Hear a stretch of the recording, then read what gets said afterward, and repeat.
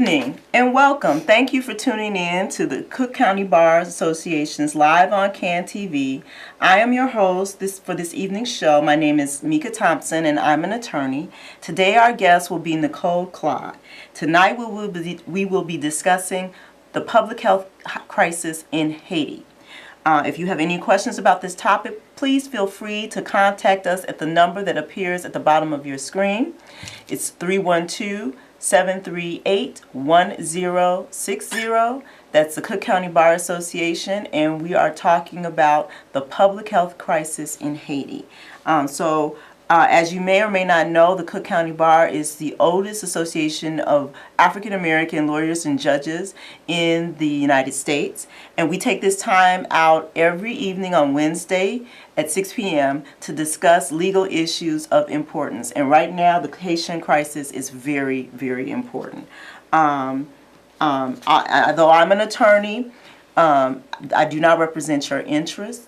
Please feel free to contact the Cook County Bar Association at 312-630-1157, extension 1, to speak to a lawyer. If for whatever reason you have a specific issue that you want to get legal advice, you need to contact the lawyer referral service. We can also be found on the web, and that's at Cook County Bar, www.cookcountybarassociation.org. Okay, let's get down to business. All right, as the world watches Americans take to the polls to cast their ballots in what will be heralded as the most historic and extensively watched election in American history, an extreme humanitarian crisis is growing amid the devastation created by Hurricane Matthew. And this devastation is threatening the survival of the Haitian people.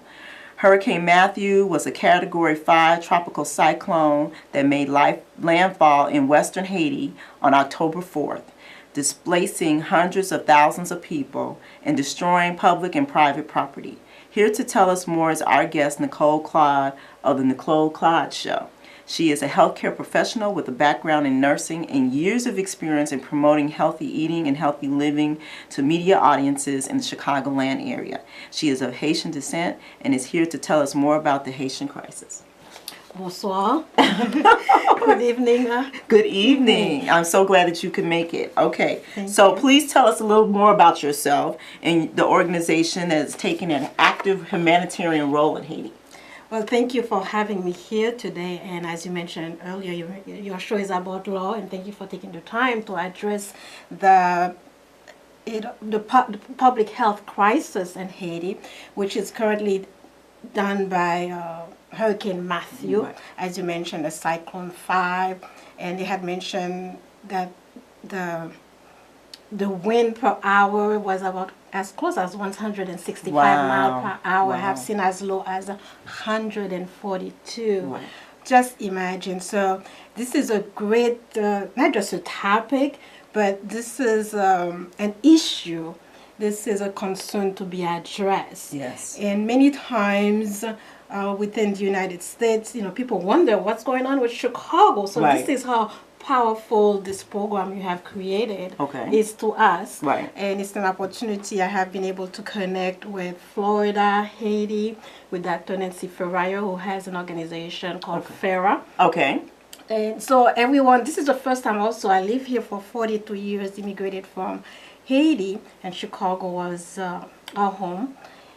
It has been our home. And this is the first time I'm really experiencing the pull of Haitians coming together. Okay. Because the situation is such a dire need. Okay. As you know, we were struck by the earthquake in January 12, 2010, in which unfortunately lost my aunt, so I was impacted as well. She was at home and the house crumbled. Now this is before what has happened in October. Yes, that was in 2010, and then there was another hurricane just the same year in September of 2010. Okay. And now this is, they're saying that this is, according to media report, this is the worst in a decade. Right. And also, as a nurse, what I really want to take on, many times a lot of the infrastructure that's being mentioned, which is great, but it's really focused on the people, Right. having gone through so much trauma and really have not had a chance to recover. Right, because I mean, 2010 to be devastated by two incidences of natural disaster in the same year, and then 6 years later, here we are with a hurricane that has devastated that same area. It's not enough time to recover. It's not enough It's time. not. I mean, just imagine between you and I, being a professional, as a lawyer, me as a professional in nursing, what it takes for us to generate our daily That's right. lives. That's right. And as you know, Haiti is always known as the impoverished country. However, what I would like to take on as I, have transitioned to community work as a community health educator is like maybe find people every time they say impoverished, because impoverished really mean an emergency. Yes. People need to be attended right away, address their care, assess their needs Right.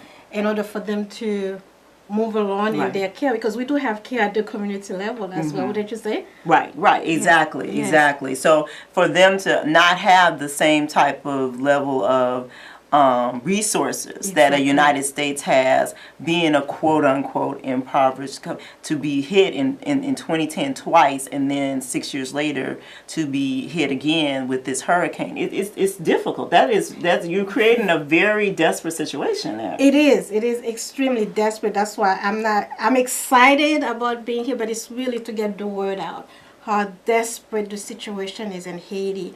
And one thing that has been to our favor is the invention of social media. Right. That I've been able to connect, and able to direct some of, Haitians living in Haiti. And I really acknowledge them, their level of networking, Okay. their level of knowledge about, current technology, which in a way we have also created two pathways of illiteracy. Okay. There's a high number of people who are not up to par in their education. I have read as high as 43%. Wow. And now to have technology, to me, that's like two pathways of illiteracy that has been created as well, that needs to be addressed.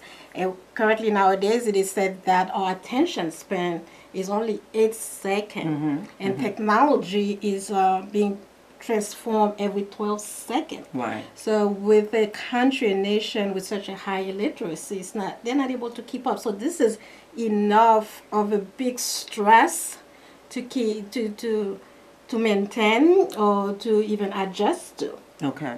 Okay, so with the high illiteracy rate and the need for, the reliance now in education on technology, Yes. a hurricane that has devastated your electronic systems, your educational systems, the infrastructure that the community relied on to be the place, the location for education. Now are they getting education now, or is it just survival mode they're in? Survival mode, but many of the leaders I have read are really taking on making sure the children are returned back to school. Okay. As a matter of fact, I remember when I live in Haiti, I moved here and immigrated to Chicago at the age of 14, and I can only remember one cyclone, and I remember that we were scared because we don't know how much power, and already Haiti is struggle with infrastructure. Okay. Electricity is scarce. Okay. Water is scarce. So the basic needs are not there. But I remember this one cyclone, as I was walking, we were walkers in Haiti, as I was walking from school going home, and I was constaté or eyewitness the damages that was done by the cyclone. I was sad. I was like, wow, look at this. It was basically what they call a ravine, where some waters collect, and you can see the bricks were scattered. So it was not a pretty sight for a child to eyewitness. Okay. And so that's similarly what's going on there. Do you have some information regarding the damage that was done in Haiti with this particular hurricane? What's been reported is that it started initially after the hurricane started in Tuesday, October 4th, that they had anticipated and reported 100 people Okay. were dead and affected. Okay. But at this time, it had risen over 1,000 people. Okay. Okay. And also, we are losing a lot of our, it could be our relatives, Yes. it could be a friend, because in the earthquake alone, we lost, I have heard as low as 200,000 Okay. and as high as 310,000. And that's the earthquake in 2010. In 2010. Okay. So And this now one is just another 1,000. Okay. And then we had others that were affected by cholera. Okay. That started within the same year in 2010. Okay. That they started the eyewitness that people were coming and being diagnosed with cholera, Okay. which is due to the aftermath Okay. of any big natural disaster, because the water is not purified and we're already compromised. Right. And then, and just with the cholera alone, it is said we lost 10,000 people. Okay.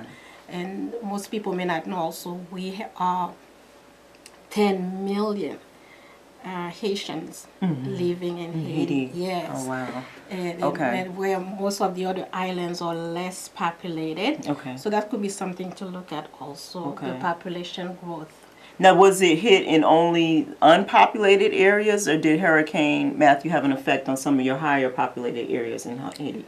It is says mostly in the southwest Okay. of Haiti, which is where my mom came from. Okay. My late mom, she came from Cavallo, and Okay. growing up, you always hear stories about Oh, yes, where she's from, and also in Lekai, that's where my dad is from. So the hurricane predominantly ravaged that Okay. area, and also Jeremy is another big, highly hit area. And I have read, I'm not sure which one, but there's an area where we have like 30,000 houses left Okay. with no roofs. Oh, wow. 30,000, just Wow. imagine people Right. being affected. And at this time, it is reported 1 million people are being displaced. And there are areas where it is so inhabitable that the cargoes are not able to get in, so they're delivering the food from the helicopter. Okay. Just imagine.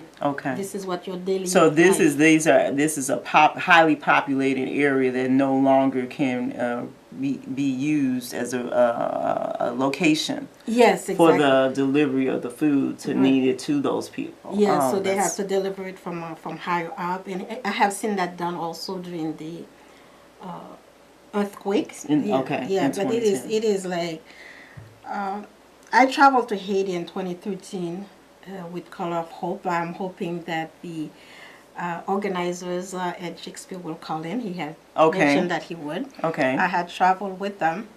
A very highly organized organization, I would say, and they were building a technology center. Okay. Color of Hope Technology Center, and I was impressed because after just 3 years, they were highly pulling themselves together. Okay. They're Okay. hopeful. Okay. They're looking for, what can I do? What's Okay. available for us? And right now, what's happening in Haiti also, they become, team. Okay. So as soon as there is something with untoward effect, each other, they are there and helping one another for a better outcome.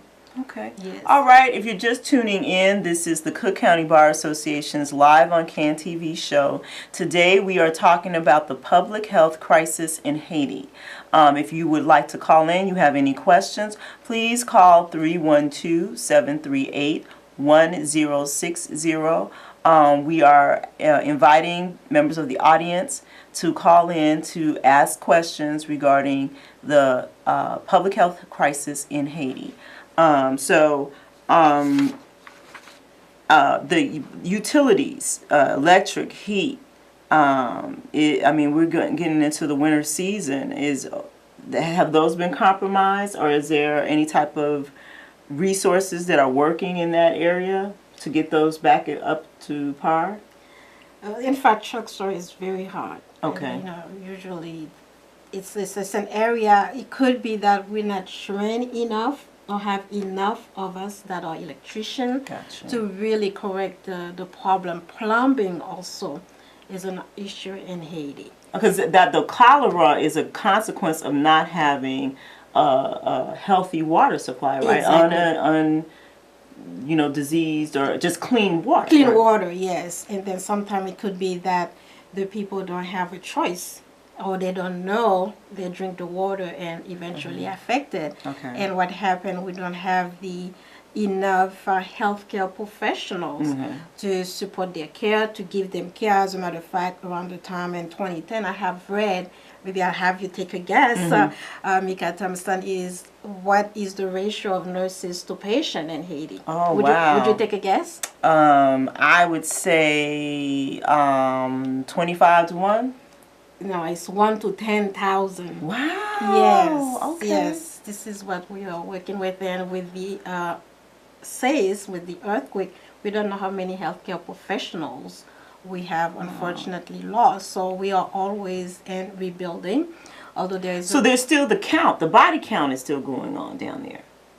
In terms of with the cyclone.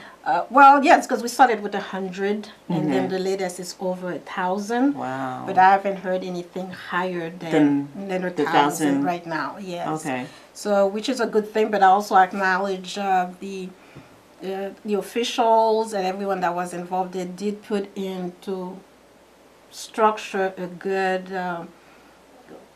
plan. Where the people knew where, rescue areas they could go, which area would be highly affected. So for a nation that is with infrastructure issues, there's a high development in that area, from what I have read. Okay. And that's why, we had invited other healthcare professionals who have been in Haiti during that time. We do have Dr. Nancy Ferrayo-Ferra, who resides in Haiti, and also I've been traveling back and forth in Florida, bringing supplies. She had formed a team, so very, very, grateful to have her, because she's looking at the matters in all areas, at all angles, having, being trained as a physician. And also Dr. Marie Etienne of HANA, the Haitian American Nurses Association of Florida, had traveled with a team, including a media, to report. So there is a video that they had put together that is on social media, giving the latest, of their work and how they were able to help the people with their any medical needs that they may have, and also bringing medical supplies, which is not enough. And also the United States has been part of, and bringing cargoes of supplies. We have a caller. Okay. Yes. Caller, you're on the air. Ed Shakespeare with Color of Hope. Yes.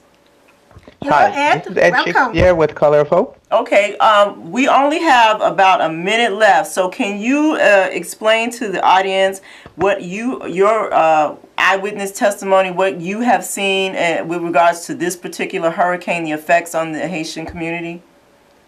Oh, the impact is huge. This is more than what the pictures and videos we're seeing, because when you're there, you can kind of not only see it, but see the long-term impact it's going to have on those communities. We were fortunate enough to visit and help as much as we can there, and seeing it and knowing already what the people of Haiti are dealing with. So what are some of those long-term effects, really quickly? Because like I said, we only have a minute left. I mean, that's basically what I wanted to say, that the pictures doesn't really describe the devastation that is there. We've been on the ground helping, and we'll continue to help. Anybody who'd like to learn about what we do can visit our website, colorofhope.org, for more information. Okay. Thank you so much, Ed, and also for bringing technology to Haiti. Absolutely. We want to look to the future and empowering the people to do things for themselves, and that's what we look forward to do. The Tech Center is exactly why we establish it. A lot of time when those disasters happen, we're looking to do something right here, right now, but we have to look for the long term, and that's what we've been doing. And Okay, well, that is Ed Shakespeare of the Color of Hope, an organization that has feet on the ground in Haiti. Please tune in Wednesday at 6 p.m. Ed, we hope to have you on the show again to give a part 2, a follow-up on what is going on in Haiti as they deal with the Haitian crisis. This is attorney Mika Thompson and Nicole Claude talking to you regarding the public health issues in crisis. Please tune in to the show Wednesday next week at this time, 6 p.m. Thank you. Thank you.